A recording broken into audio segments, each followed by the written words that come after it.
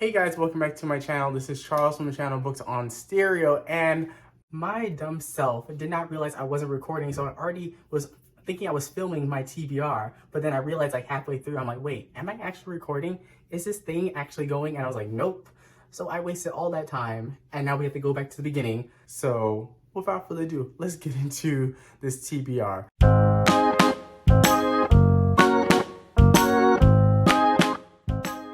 So overall in the month of July, I have about 50 books that I want to read. If you want to see the full list, I have a shelf on my Goodreads page, and I'll link my Goodreads link down in the description box down below. It's embedded within my link tree. So if you want to see all the books I plan on reading in the month of July, you can go there and check that out. And so today I'll be really kind of sharing the books that have high priority on my TBR. Like these are the books I have to get to and I really want to get to in the month of July. So without further ado, I already did this intro for now the second time, so let's get into the books. So up first, I have The Lifestyle by Taylor Hahn, and this is a book about the swinger lifestyle set in New York City.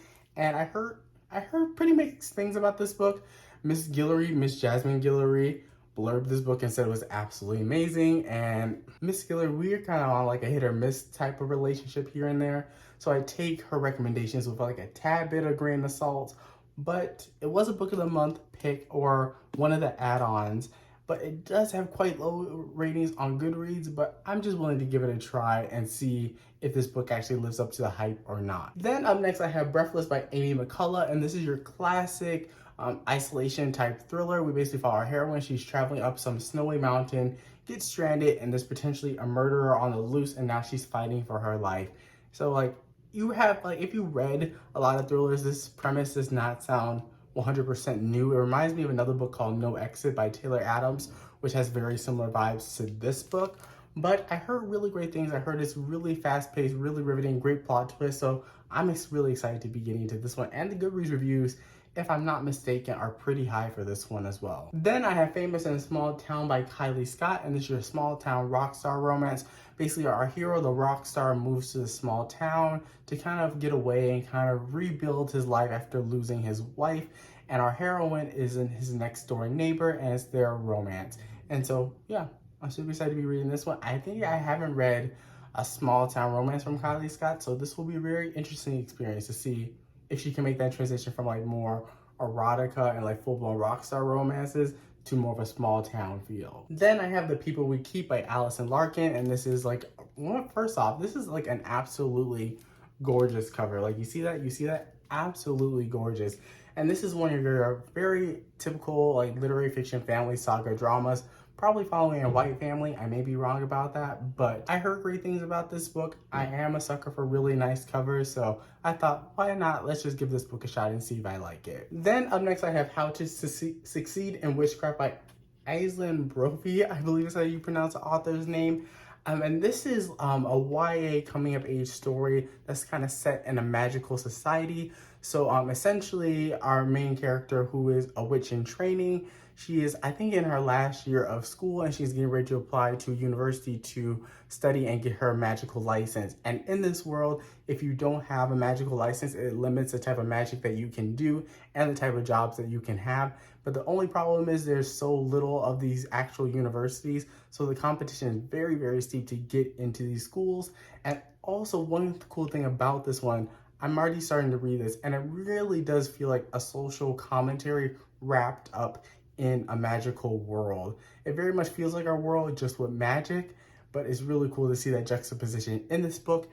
And what I've been pitched with this book are like how the vibes are with this book, and I do kind of agree in some respects. It does feature queer witches, so if you like Never Have I Ever and Sabrina, this may be something that you want to check out too. Then up next I have Jackson by Laquette, and then I also have Cast: The Origins of Our Discontents by Isabel Wilkerson. So Jackson is a small town kind of romantic suspense following our heroine who comes back to her small town and finds that she inherits her family's ranch. And while she's kind of tending, kind of building up the ranch, she gets numerous amounts of threats, and our hero is the one that kind of steps in and saves the day. And this is a Black romance. Then with Cass, this is basically like a recontextualization of American history. of specifically African American history through the lens of the caste system, which was used to be very prevalent in India.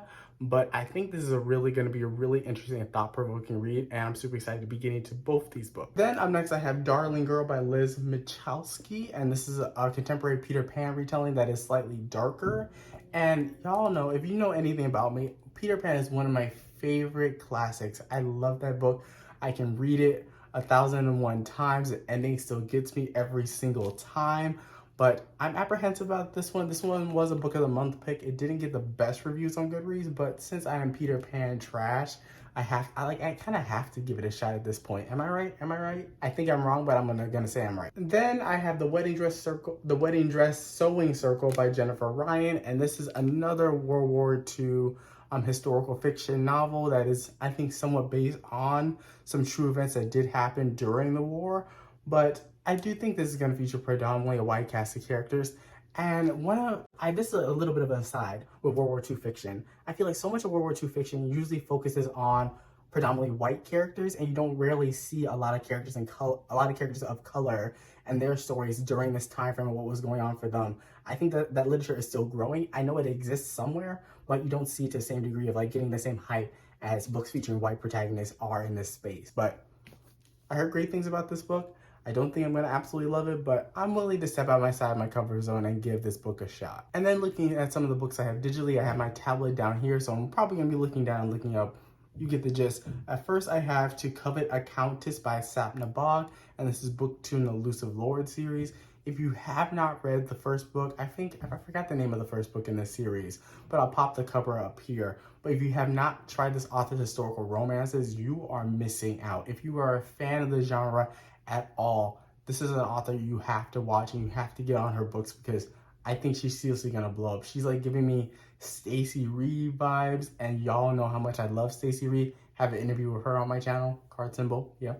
I have to plug myself, but I'm super excited to be getting to this book. And finally, to wrap up this TBR, I have a couple of arcs I need to get to. I'm gonna list them off really quickly, throw up the covers up above so you can see the covers and everything. First, I have Brainwashed by Laquette, and this was just recently released. Then I have Hottie on Her Shelf by Christy Barth. Then I also have Blood on My Name by L.K. Morrison. Then I have The Crash by Skye Warren and Amelia Wilde.